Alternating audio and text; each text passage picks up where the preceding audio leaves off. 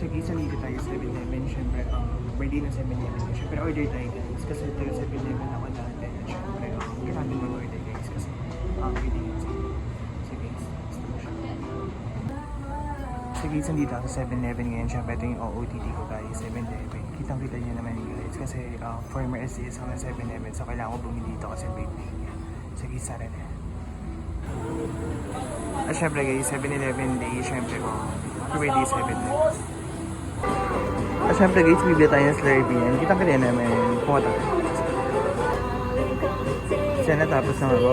Syempre, bibili natin siya. Hey! At syempre guys, nabili na natin itong Slurpee. Syempre, inumin natin siya. Ang papakasocial muna tayo. So guys, don't forget to hit, like, share, and subscribe my YouTube vlog channel for Barnash Kapasok. See you next time. Bye!